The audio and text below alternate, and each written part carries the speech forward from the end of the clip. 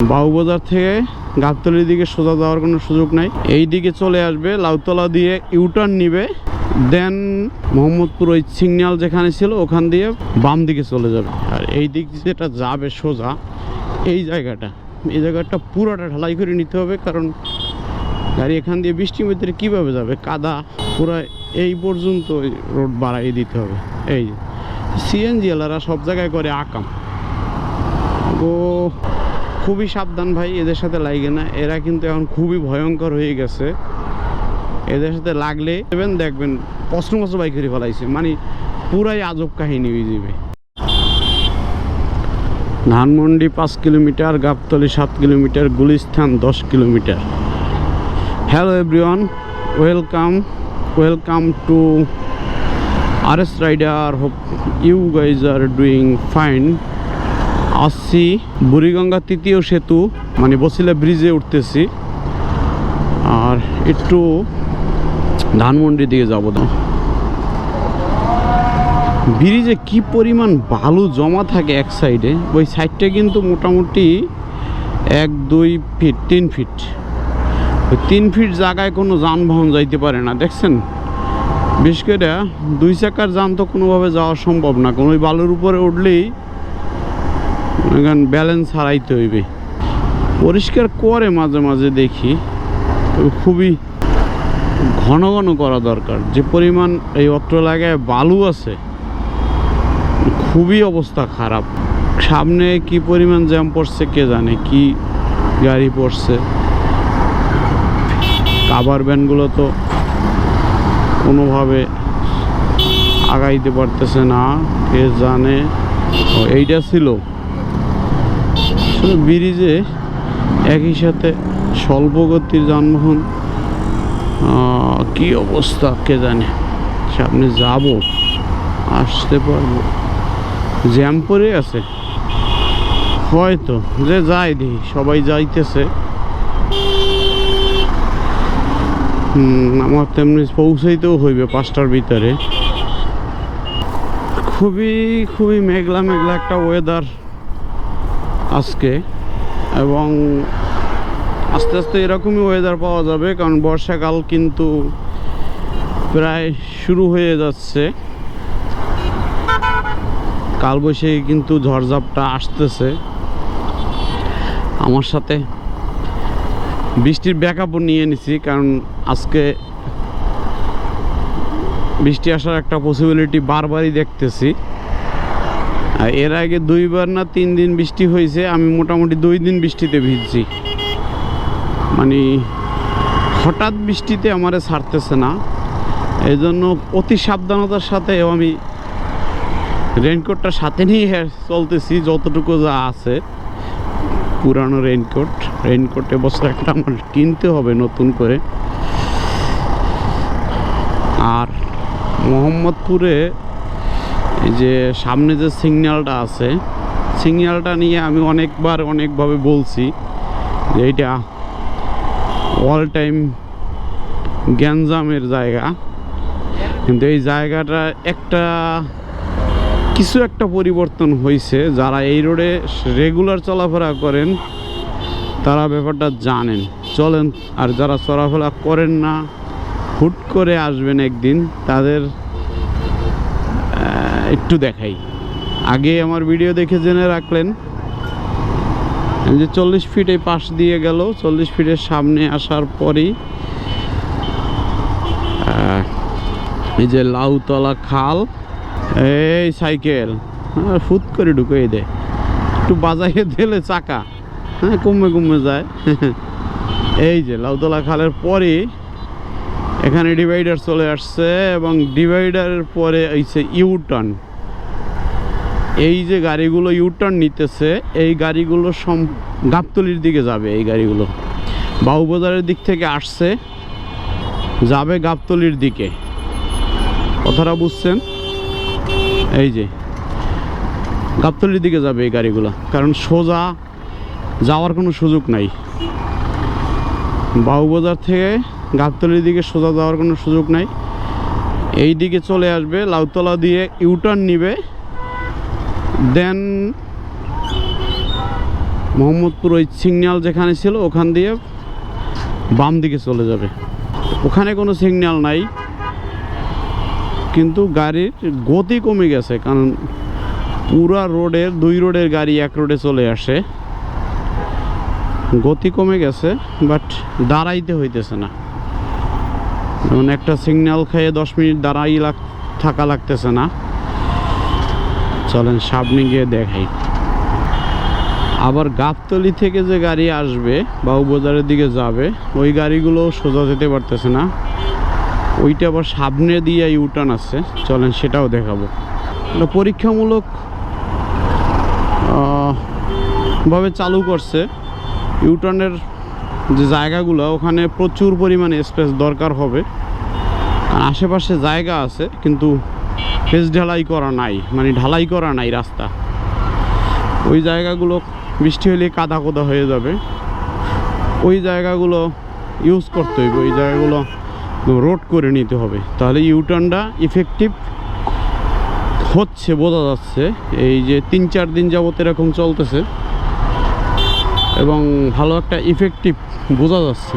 এখান থেকে CNG stand নাই, ওই দিকে ইউটার্নের মাথায় সয়ে গেছে। এই জায়গারও হঠাৎ করে ঢালাই করে দেবে। এবার মনে হচ্ছে যে কিছু ফেলতেছে, এদিক থেকে সোজা গাড়ি এদিকে আসতে পারতেছে না। এই গাড়িটা ওই দিকের যে রোডটা আছে ইন্টার রোড, ওইটা দিয়ে ওদিকে চলে যাবে এবং সামনে গিয়ে ওখানে মাঝখান দিয়ে কাটা আছে, ওখানে ইউটার্ন নিবে। এই যে এখন আমাদের যদি রায়ের বাজারের দিকেও যাই, বাবুবাজারের দিকে যাই, তাহলে এখান থেকে সামনে আসে, ওদিকে গাবতলী গাড়ি এখানে এসে যোগ হবে। এদিক থেকে যোগ হয়ে এই যে সামনে কাটা আছে হন্ডা শোরুমের সামনে দিয়ে, এই কাটাটা দিয়ে ইউটার্ন নিতে হবে। এখানে একটু ইউটার্নের জায়গাটা যেটা আছে চলে, এখানে বাড়ানোর সুযোগ নাই। যেমন আমি এখন যাচ্ছি, এইভাবে যাবে, সোজা নামার চেষ্টা করছিলাম, দেখলাম ওদিক দিয়ে গাড়ি চলে আসছে, তো যাই, কোনো প্রবলেম নাই। আমি এমনিতে খোলা থাকলে এদিক দিয়েই যেতাম। এই এদিকে সোজা গাড়ি ডাইরেক্ট সোজা চলে যাবে, আর যারা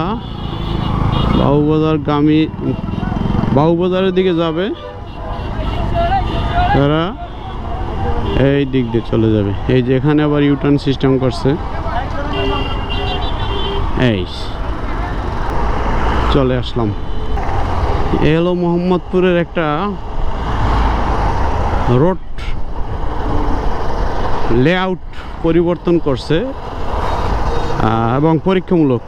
আশা করা যায় আগের সেই জ্যামে দাঁড়াই থাকার যে সময়টা, এখানে এমনও সময় গেছে একটা সিগন্যালে 15-20 মিনিট দাঁড়াই থাকা লাগে, এই সময়টা লাগে না।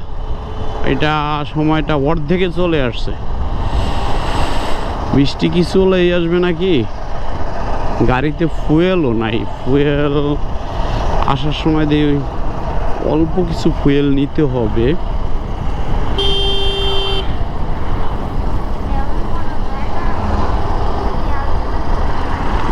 আছে এদিকে আছে একটা পাম্প আছে না, সাদেক খান হ্যাঁ হ্যাঁ ভুলে গেছো তুমি।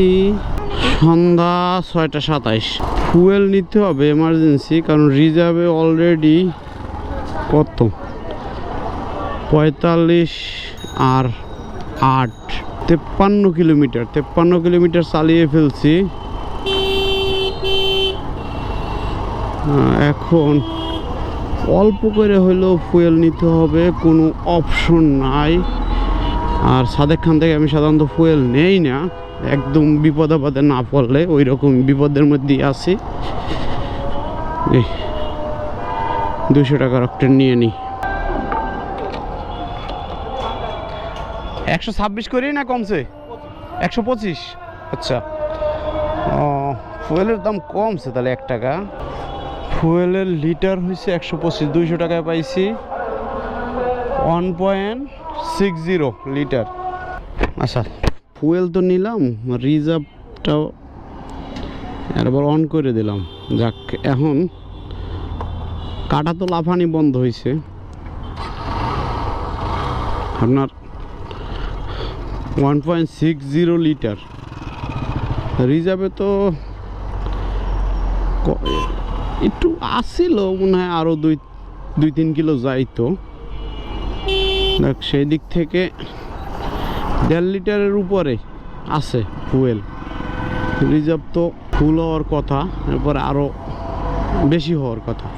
যাই হোক, এখন হয়তো বা কিছু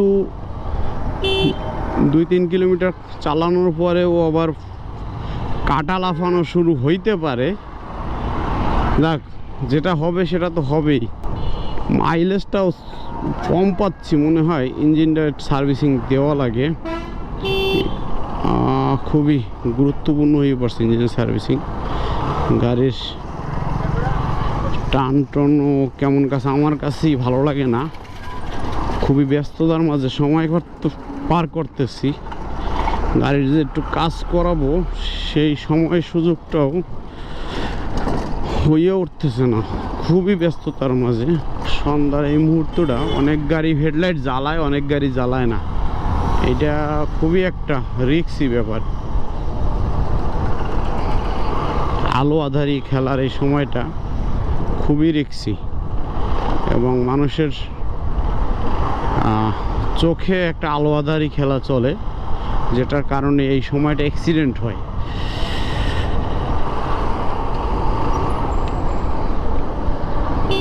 খুবই সাবধানতার সাথে, এবং সবাই চেষ্টা করবেন হেডলাইটে জ্বালাই দেওয়ার। অন্তত নিজে যাই দেখেন, অন্যজন আপনাকে নোটিশ করতে পারে।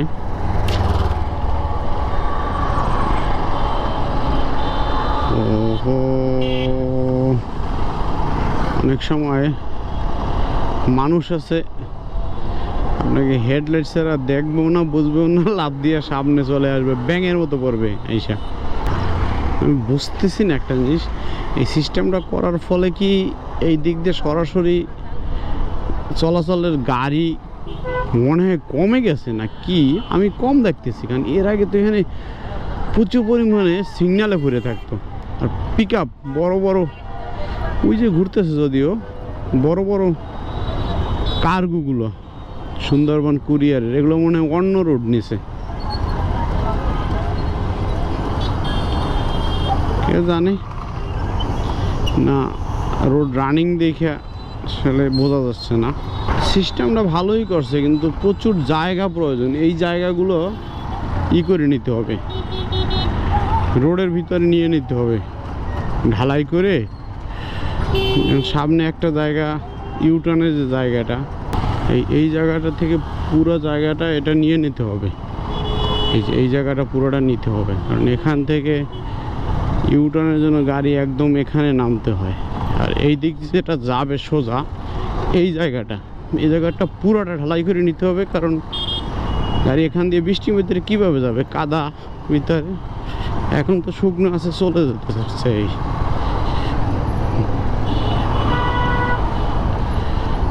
পুরো এই পর্যন্ত রোড বাড়াই দিতে হবে। এই সিএনজি এলারা সব জায়গায় করে আকাম, ও মানে মুখ খারাপ না করে কোনো উপায় নাই, ওরা যা কাম করে। যারা বাইকার আছেন ভাই, একটা সতর্কতা করে দিই, আজকে সকালেই আমি একটা খুবই খারাপ অবস্থা দেখছি। যারা অটো রিক্সা চালায় ওদের সাথে, ম্যাক্সিমাম রিক্সাই অটো রিক্সাওয়ালাদের সাথে কখনো লাগতে যাইয়েন না। কারণ আজকে আমি পুরাই অবাক, 2 রিক্সাওয়ালা যখন লাগছে, তখন প্রত্যেকটা রিক্সার সিটের নিচ থেকে ওরা অস্ত্র বাই করে ফেলায়। অস্ত্র কীরকম? চেইন, বেল্ট, এরপরে লাঠি। এই ব্যাপারটা সকালে দেখলাম 2 রিক্সাওয়ালা বাজে, একজনে কি যেন একটা টায়ারের মতো বের করছে পিটানোর জন্য, না চেইন, আর একজন একটা লাঠি বের করছে। তো কয়েকজন মানুষ আমরা ছিলাম এক জায়গায়, আমরা একটা স্কুলের সামনে ছিলাম, তো অনেকেই কথা বলতেছিল, তো অনেকেরই এই অভিজ্ঞতা হয়েছে। একজনে তো মানে ভোতা দা বের করতেও দেখছে। যাই হোক, খুবই সাবধান ভাই, এদের সাথে লাগে না। এরা কিন্তু এখন খুবই ভয়ঙ্কর হয়ে গেছে। এদের সাথে লাগলে আপনি এদের দোষ, উল্টাপাল্টা একটা থাবর সোবার দেবেন, দেখবেন অস্ত্র বাইক করে ফেলাইছে, মানে পুরাই আজব কাহিনী হয়ে যাবে। কারণ বাইকাররা কখনো অস্ত্র ক্যারি করে না, এটা আমি জানি। বাইকে অস্ত্র বা লাঠি ক্যারি করবে কিভাবে, কিন্তু ওদের এই সিটের নিচে, এই যে প্রত্যেকটা সিটের নিচে কিন্তু লাঠি থাকে। ওরা খুবই ভয়ঙ্কর। এই মামা চাপাইও না, খুবই ভয়ঙ্কর ভাই, সাবধান। ঢাকা শহরে এখন বাইক চালাইতেছেন, খুবই সাবধান। আবার মাঝে মাঝে বন্ধর কথা কয়, অগো মানে তার ছিঁড়ে যায়, ধন মাথার তার ছিঁড়ে যায়। সব আক্রমণ কিন্তু বাইকের উপরেই। মহাসড়কের আইন মেনে চলুন, ওভারলোড পরিহার করুন, কয়জনে মানে। ঠিক আছে, ভালো থাকেন, সুস্থ থাকেন, ride safe, wear helmet. Please subscribe my channel, অবশ্যই চ্যানেলটা সাবস্ক্রাইব করেন।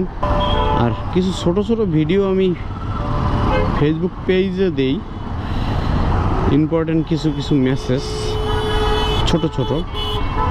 একটু পেজটা ফলো করে রাখেন।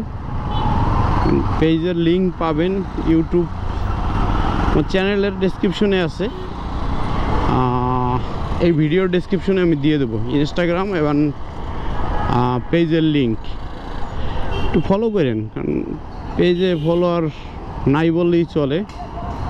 আর চ্যানেলেই বা কতজন আছে, আপনারা ভিডিও দেখেন কিন্তু সাবস্ক্রাইব করেন না, ফলো করেন না। ঠিক আছে, ভালো থাকেন, টাটা, গুড বাই।